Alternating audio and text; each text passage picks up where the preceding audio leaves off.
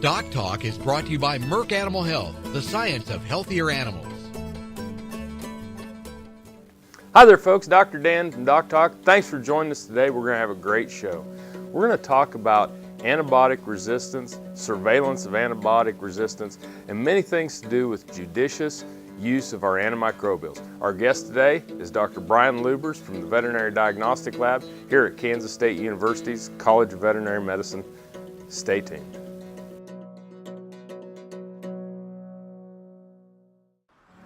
As dependable as the sunrise, in dairy parlors, open pastures, on ranches and feed yards across America.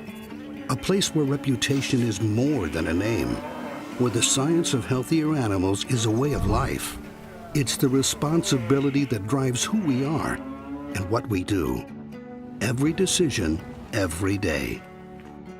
It's your livelihood and our responsibility. Closed caption brought to you by AgriLabs, the perfect pairing of performance and value.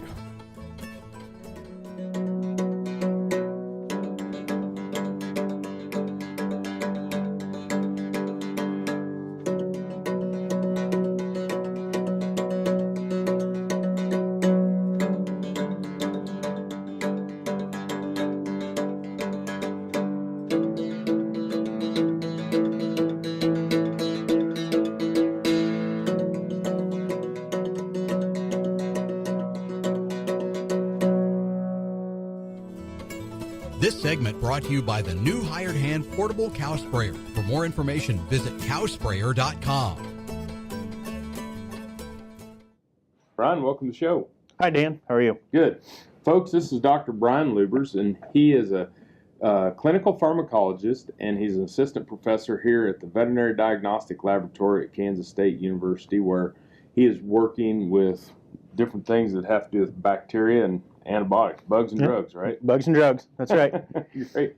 Well, I think one of the first things we need to talk about and just share with us, you do a lot of work with antibiotic resistance. Yep. And I think that right now there probably couldn't be a hotter topic. No, probably not. in animal agriculture than antibiotic use, antibiotic resistance, and things to that nature. So let's just jump off and kind of start talking a little bit about antibiotic resistance in general terms. Sure.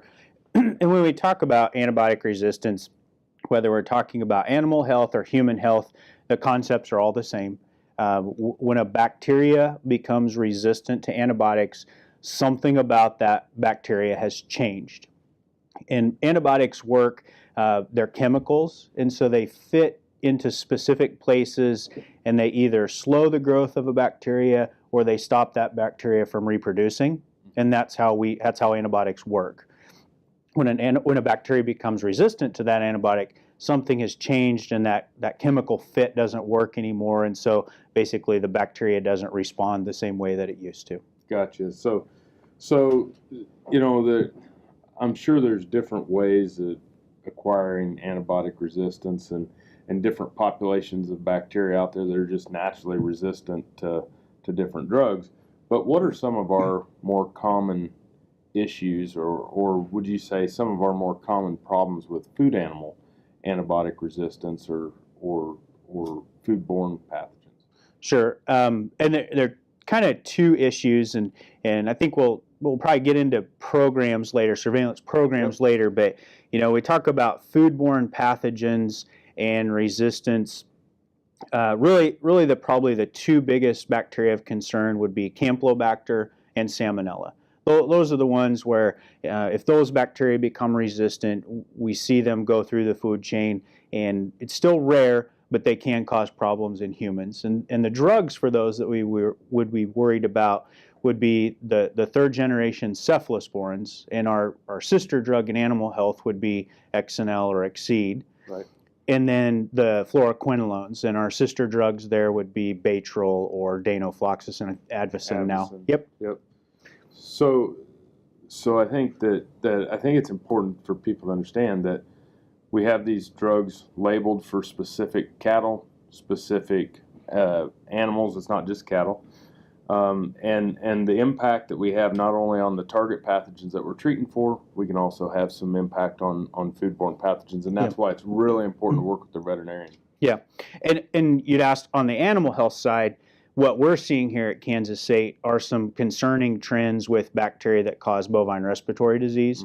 So Mannheimia hemolytica, Pasteurella multocida, Histophilus somni. We're starting to see some increases in resistance, and with Mannheimia specifically, not just to one drug, but many drugs at the same time. So one Mannheimia hemolytica from one animal case can be resistant to 6 different classes of antibiotics. Cool. Well, folks, we're going to take a break. It's going to be a great show. We're glad Dr. Brian Lubers is here. More after these messages.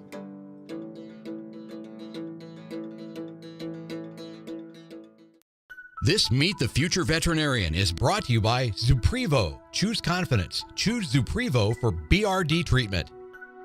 Julia Herman took a winding path to become a veterinarian with inspiration as a child from National Geographic books, then with a bachelor's in zoology and a master's in epidemiology. After graduation from Colorado State's College of Veterinary Medicine, Julia plans on finding a position that combines livestock and wildlife medicine, epidemiology, research, and public health. Some call it a come-from-behind victory, an unlikely win, a reversal of fortune, snatching victory from the jaws of defeat. This is our moment, our victory dance, because we choose confidence. We choose Zuprevo for BRD treatment. Ask your veterinarian to prescribe Zuprevo. Zuprevo is a fast-acting, long-lasting BRD treatment that you can count on to get the job done. Choose confidence. Choose Zuprevo from Merck Animal Health. Calves require adequate, high-quality colostrum immediately following birth to receive the immune and nutritional support needed to fight diseases and thrive. Next-generation Colostrix colostrum replacer and supplement are USDA licensed to aid in the treatment of failure of passive transfer and contain natural maternal bovine colostrum antibodies against E. coli K99. Ask your animal health supplier for Colostrix or visit agrilabs.com for details. Colostrix makes all systems go. Healthy cows start with the new hired hand automatic livestock sprayer. Rancher invented to provide an efficient alternative to pour-on and injectable parasite management systems. The portable design allows cattle to treat themselves head to hoof. Strategic device placement with pass-through activation technology takes the stress out of parasite treatment for cattle and the rancher. Get the new hired hand for yourself or become a distributor. Visit cowsprayer.com. The new hired hand makes healthy cows easy. Hey folks, welcome back to DocTalk. Dr. Dan Thompson and Dr. Brian Lubers. We're from the College of Veterinary Medicine at Kansas State University, where Dr. Lubers is a clinical pharmacologist. You're over our bacteriology section at the veterinary diagnostic lab. So Dr. Lubers has seen a lot of cases from all across the country when it comes to antibiotic resistance and bacteria and antibiotic susceptibility in bacteria to help veterinarians and producers get the right drug for the right bug or the wrong bug as we're moving forward with our caseload. And as we left, we were talking about multi-drug resistance, and let's talk a little bit about some of that and what you're doing. Sure. So really in the diagnostic lab, our primary function is to help veterinarians and their clients, like you said, choose the right drug for that specific bacteria that they have going on in their herd or that situation. And we do that through a series of lab tests. We can test that bacteria against a panel of antibiotics and then help veterinarians choose the right one. And you had mentioned judicious use, and that's a big part of judicious use of antimicrobials is we want to make sure if we have an antibiotic that isn't working, it's not going to help, can promote resistance in those other pathogens, the ones we're not trying to get, like the E. coli's, the salmonellas, the campylobacter, but help them pick the ones for that BRD pathogen that's really going to give them the best shot of working. So that's our primary job. But the other thing that we do really on a kind of daily to yearly basis is we take all the results from those individual tests and then we pool them together and we summarize them so that people have an idea. Even though I may not have a case right now, I want to know over the last year, what are the drugs that have generally been working against, say the BRD pathogens? what are the things that aren't working, and we take all those individual results and we pool them so that everybody kind of gets the benefit. And that's our version of surveillance, Dan. We take that, and once we've been doing that. We've actually just finished a 11-year summary of BRD pathogens, and what it kind of does initially, it gives us a baseline. So we know, in year 1, our levels of resistance are 10%. And what we feel like that does is if we do it every year, it gives us kind of a real-time feel for, are we seeing big changes? And we are, like I said, we're seeing those. So, the 2 steps to surveillance: establish a baseline, and then after that, use that baseline to help you detect kind of an early warning, And I think that's one of the reasons why it's important that producers and veterinarians submit cases to the diagnostic laboratory, so that we have a good library and a good snapshot of what's really going on. My dad used to tell me it was easier to sell a vaccine for a few $1,000s than it was to sell a diagnosis for a few dollars. Right. Yep. And so, sometimes we say, well, I'm just going to start using this vaccine or switch to this drug, without doing diligence and getting that diagnosis and using the expertise that you have to help us be more zeroed in and more laser focused. Yeah, and the more samples we get that represent a broad base, the more applicable those results are to everybody at the end of the day. Absolutely. I think that when we take a look at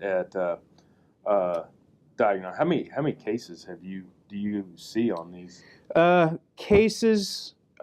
The last few years of our surveillance, we're getting about 300 Mannheimia hemolytic isolates a year. So that doesn't represent all the cases. It's a smaller percentage, but we see several hundred to 1,000 BRD cases a year. It's absolutely amazing. Well, folks, we're going to take a break. When we do, we're going to come back more with Dr. Brian Lubers. You're watching DocTalk, and we're sure glad you joined us.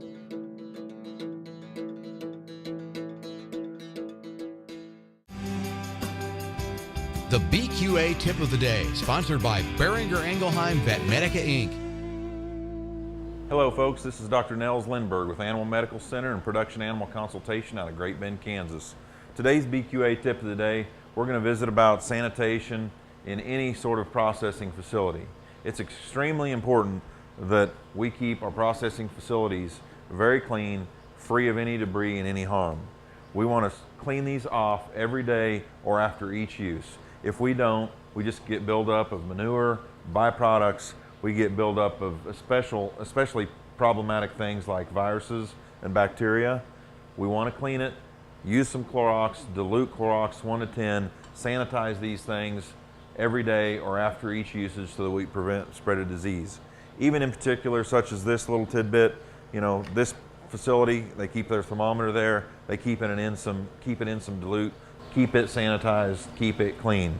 We want to keep these facilities, again, spick and span. It's very important to our biosecurity success, whether again it's a cow-calf facility, stocker, starter yard, or feed yard. If we don't keep it clean, our animal health outcome will not be what we want it to be. Thank you.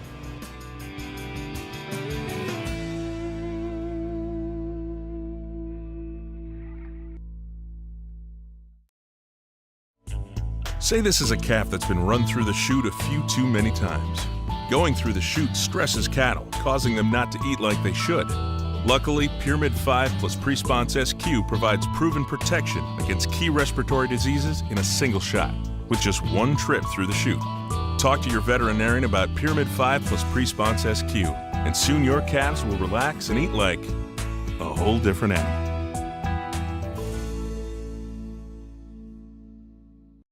Broadband has become as important to us as highways. That is why DocTalk is teaming up with NTCA, the Rural Broadband Association, and rural broadband companies like Blue Valley Telecommunications in fighting for quality broadband access through the program Smart Rural Communities. I don't think we have any idea what's coming in the future. I couldn't have imagined 5 years ago what we're doing today. So in 2 years, I would guess there's things we can't imagine that we're going to be doing.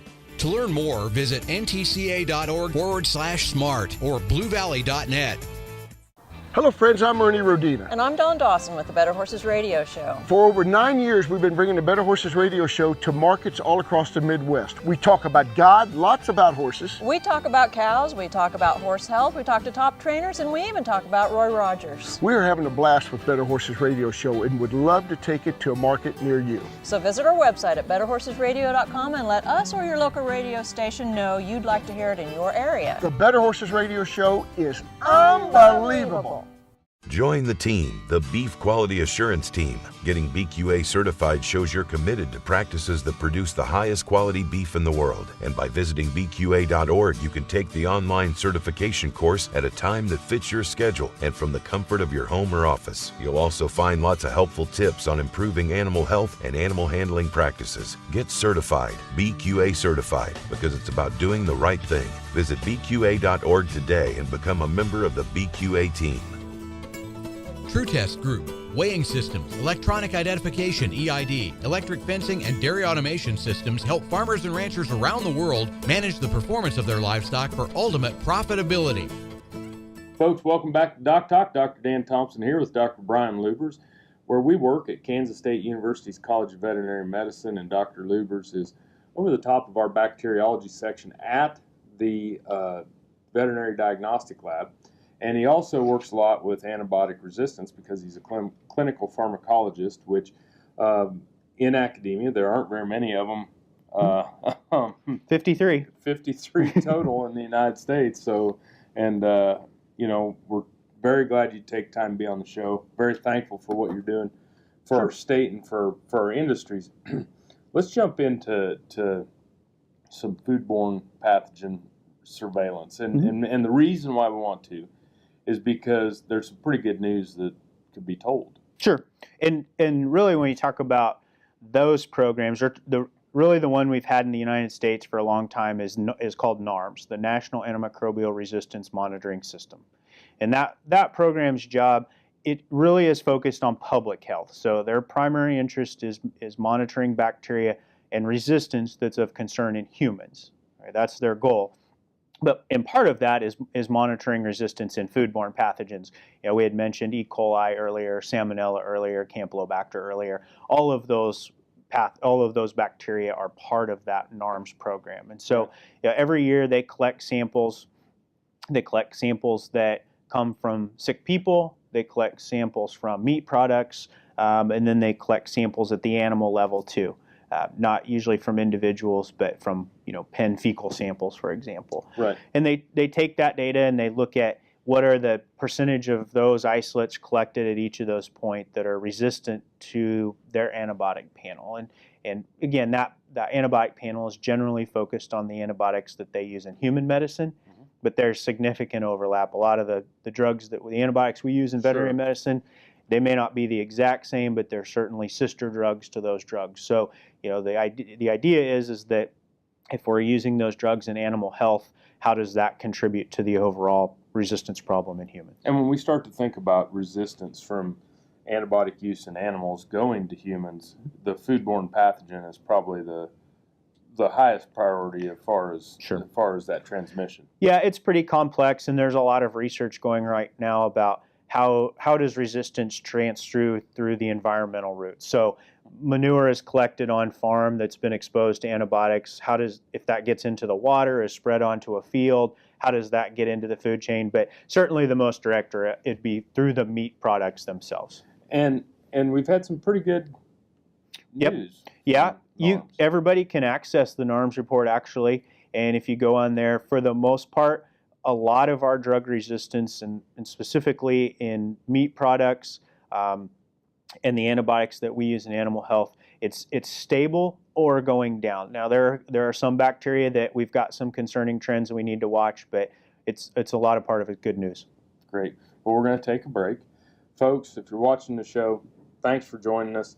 Also, for you out there, the producers of beef producers and veterinarians, thanks for the job that you're doing for having us have a safe and wholesome beef supply every day. We're going to take a break. More after these messages.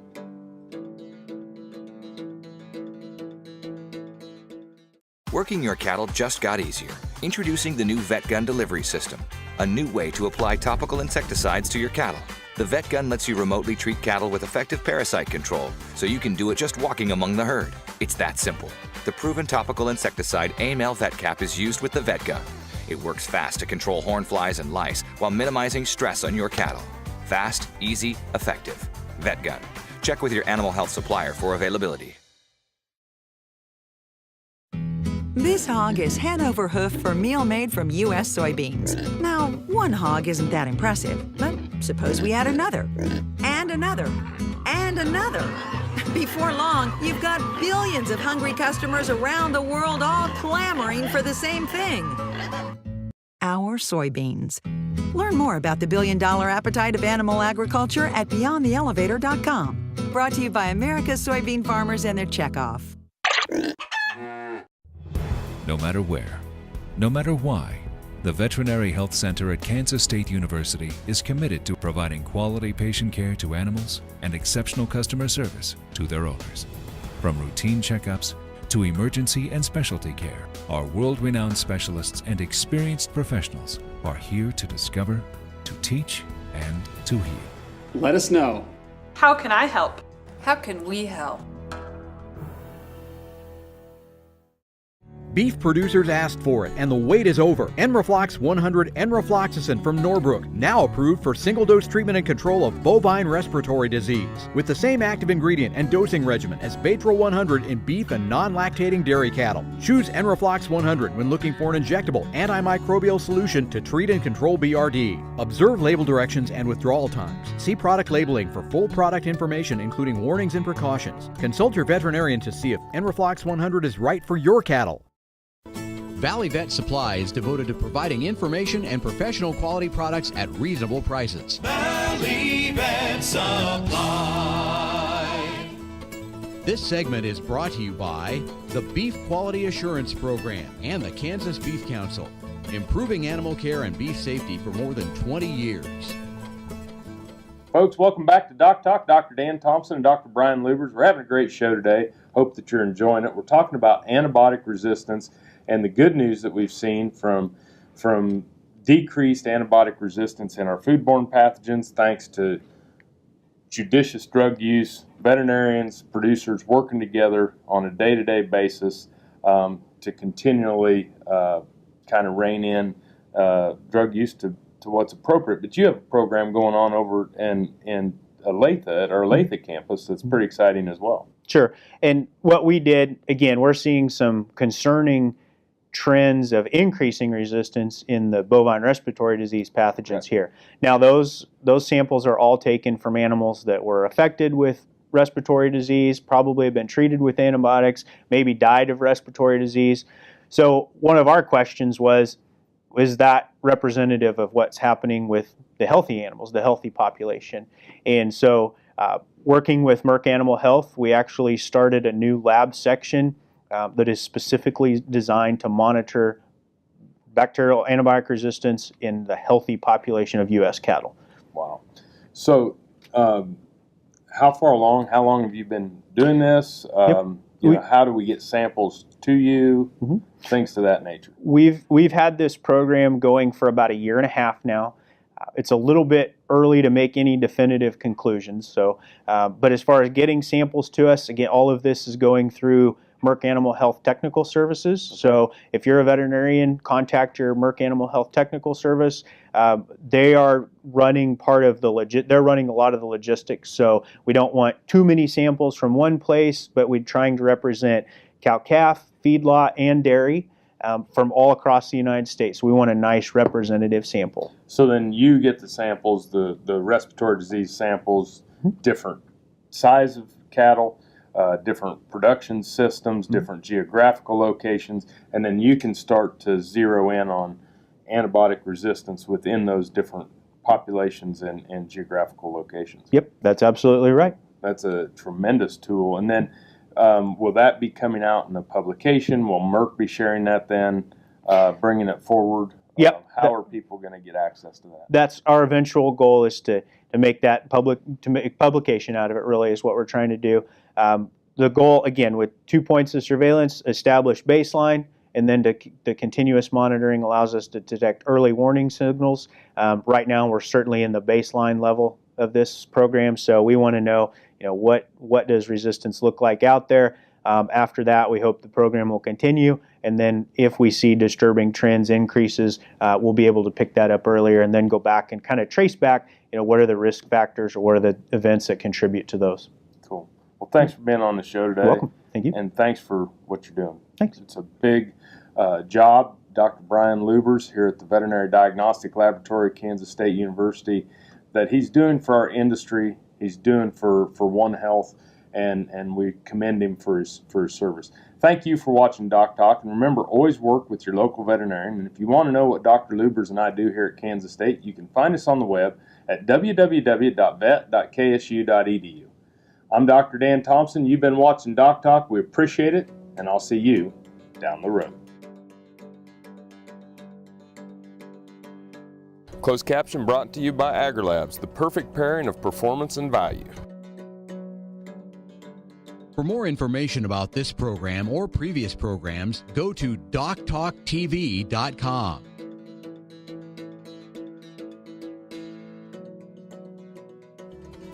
Doc Talk was brought to you by Merck Animal Health, the science of healthier animals.